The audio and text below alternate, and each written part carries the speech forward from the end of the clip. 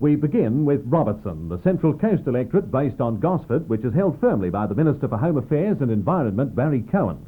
A swing of 9% would be needed to upset him, and this is quite unlikely, even though strong ALP centres, formerly in the northern part, are now in the new centre. All voters to about 65,000, and with the redistribution, all electorates are roughly the same. At the top of the ballot paper is the ALP sitting member Barry Cohen, 49 years old, and the member for the past 15 years. He's married with 3 children. Mr. Cohen was born in Griffith but educated in Sydney. He's been the Minister for Home Affairs since the Hawke government was elected 20 months ago. I think the first thing is that they're part of a Labor government, which has quite dramatically improved the economy of this country in a short space of 18 months, and that's meant less inflation, more employment, less strikes, more economic growth, and that's reflected in the better employment opportunities in this area. One of the things that has quite markedly affected this area is the housing situation, which was quite critical. It's improved quite dramatically, and that means more people in work. But directly, of course, we've been able to create a lot of jobs with our community employment program. There's now something of the order of $8 million have flown to the Central Coast directly, and certainly that's partly due to the representations that I make as the member and also as the minister.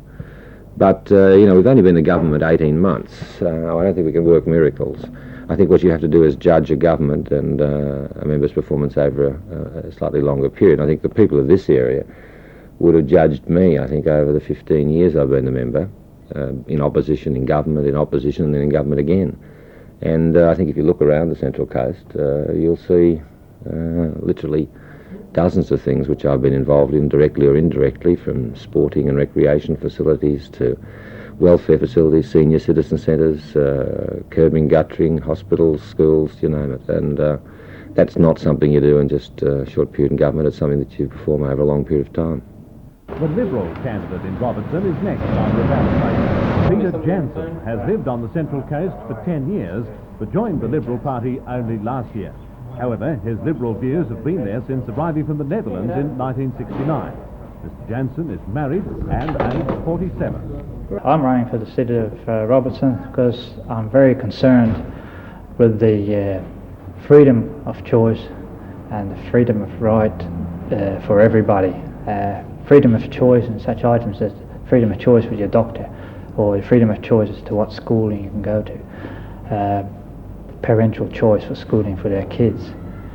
I see also that there's a great need on the coast for accommodation for the youth. Now, I'm very involved with the youth on the coast here, and this is one of my primary objectives, to see proper housing for them. And also back again to the schooling, I'd like to see them have the introduction of the 3 R's, which is slightly missed at the moment, to give the children a chance to give them a better education, and thus by better education give them a better chance for job and employment, which is very much in need. The Liberal Party and myself are very concerned also about the old age pensioners in this area. They, I believe, have been given a very raw deal by the assets test. Robertson is a three-way contest, with the Australian Democrats candidate being 57-year-old Trevor Australian Wiltshire. Democrats, Mr. of course, Wiltshire is married deserve with a daughter and has lived on the Central Coast for 13 years. As He's standing for Parliament for the fourth Senate. time and says the Democrats need members in the challenge they've House accepted. to enable their legislation to be introduced. There's prohibiting of nuclear weapons into Australia, legislation for job sharing and permanent part-time work, increased family allowances, increased tiers to 120% of the poverty line, push for more police resources to combat organised crime. And these are only a few that we have as private members' bills, but we certainly need your help as a voter to get to the House of Representatives. That way, in a logical sequence, we can present our policies.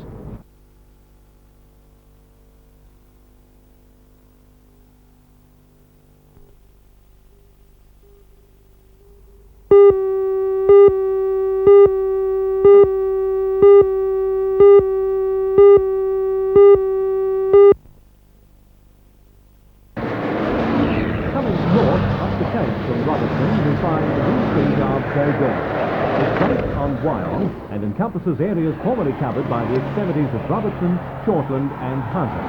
At the moment, it has about 62,000 voters enrolled and takes its name from famous artist Sir William Dozel. It's considered to be a blue ribbon Labour seat. First on the ballot paper I wasn't is the Liberal happy with candidate, Sydney Isaac with Shields. marriage Mr. and Shields, young children, aged 43, so I is had an a good look automotive around engineer and I who lives at eventually King Cumber decided with on the his wife Central and Coast, 2 and I children. liked the area. He's concerned about Electricity Commission developments on the Central Coast, particularly coal mining, and also lists in his policies the abolition of the pensioners' asset test. It's a cruel thing to for elderly people to have to fill in and state everything they got and be assessed on it and have their pension taken from them. There's that, no superannuation, no death tax, no capital gains tax, no wealth tax. To improve the health system, the Family Law Act, I'd like to see some improvements there. With the assets test, a lot of the stuff will be put on computers, and when things are on computers, they can be accessed by the criminal element. That's a very serious thing, and I will be striving my hardest to block up all those gaps so that that can't happen. You know, you've got to preserve the people's dignity, especially the elderly people. They don't want to know what everybody they've got in their house and don't want everybody to know about them. Next on your ballot paper in Dozel comes the Democrat candidate Mr. Lynn I Sawyer. don't think it worries them. Mr. Sawyer settled at the entrance the 14 mine years ago. subsides are a He's law to married themselves. now with 4 children. As He it works is as an now, electrical there's contractor certain in things his that have own gone wrong business. up at Munmore. Lynn Sawyer My says the system has Labour let the side Liberal down structure badly of in this Parliament area. does not The mean reason proper mine subsides are a representation law for to the people. themselves. I'm standing for Dobell because I believe that the two-party system has let the side down badly in this area. The reason is that with a two-party system, the ordinary person just hasn't been able to put an input into this particular community, and as such, we as Democrats, being the watchdogs, propose that we should have a go to be able to represent the people here. We're very fortunate that the community is right across the spectrum, from over the 100-year-olders right through to the baby who's only a matter of hours old. They all have aspirations and hopes, and we as Democrats hope to be able to take their hopes and aspirations to can before them. The Labour candidate is Mr. Michael Reid, who is 28. Thank you first. The elected candidate He joined the Labour Party during Thanks very much for your time.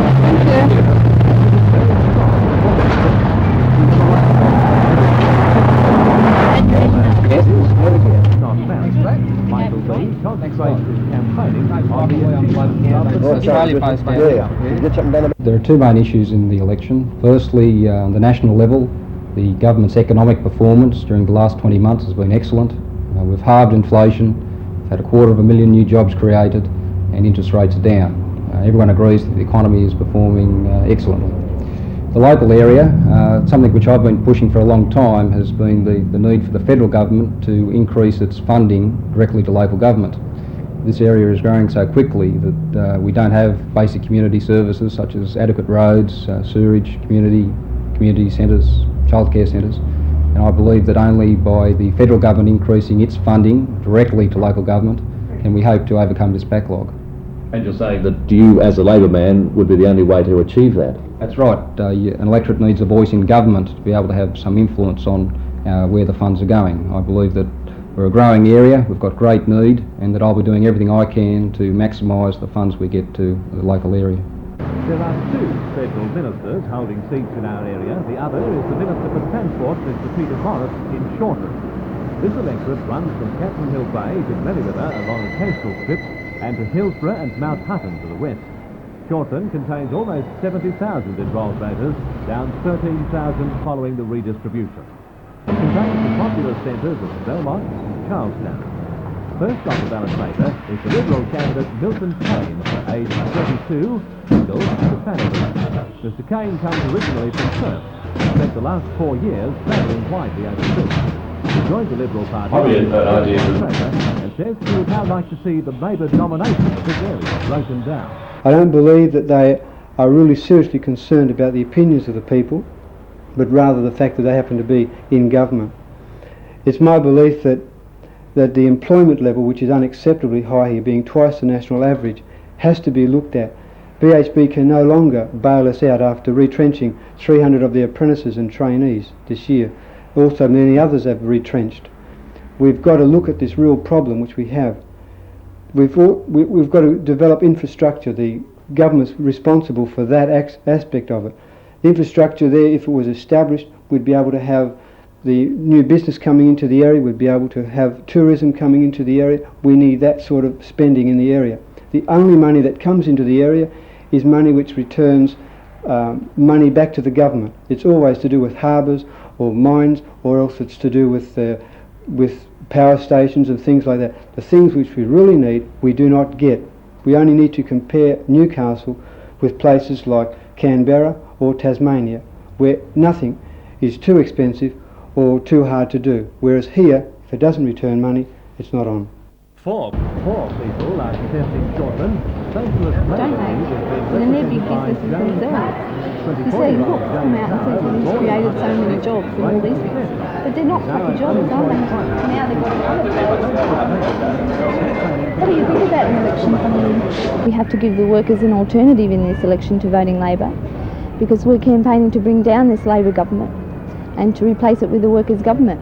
We've seen that unemployment has gone up, and now in the Hunter Valley unemployment is at 15%. In Newcastle, youth unemployment has gone up 45% in the last 12 months, and this will continue after the elections of the Labor government.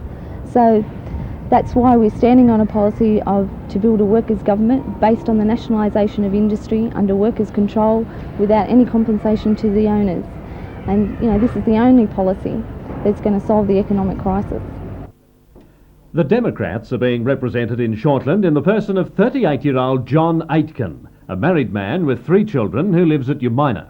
Mr Aitken said the constitution of the Democrats requires that he votes first on his conscience and second in the interest of the party. He said the Democrats have been trying to introduce citizens' initiative legislation, which could return power to make law back to the people and not political parties. Under this legislation, if 250,000 people sign a petition, the government would be required to put that motion to a referendum, and the result of that referendum would be binding on the government. Mr Aitken said that he would seek out the opinions of a wide cross-section of the community before making decisions which would affect them. The Labor candidate is the sitting member, Mr Peter Morris, the Minister for Transport. Mr Morris was first elected to represent Shortland in 1972. He is 52 years of age, married with 4 sons, and is born bowls and fishing as his relaxation. Peter Morris bases his campaign for re-election on the projects made by the Hawke administration. The major issue for all electorates is management of the economy. Getting inflation down further, it's already halved, getting interest rates down and stepping up the level of activity in the economy. In Shortland electorate, as a dormitory electorate for the Hunter region and for industry in Newcastle, the main objective has to be to get a share of the benefit coming to this region, particularly in the National Highway Strategy, the hundreds of millions of dollars that are going to be spent in this region over the next few years, getting a share of the increased demand for products, getting our shipbuilding industry back on its feet, and at the same time developing a sound policy that will promote the development of our ship repair industry. How hopeful are you that Newcastle will get such things as the submarine contract and those types of things that have been so much talked about? As hopeful as one could be, but then the world is after that contract, and there are several locations around Australia would all like to have that contract. The important thing is all of the federal members locally are working very closely together with the Government of New South Wales to do our best to see that that contract comes here, but that's some years away. We need jobs now. We need increased economic activity now, and that comes back to management of the economy, what that means for the family, stability in prices, a lift in demand, better housing, better attention and assistance for those people who need work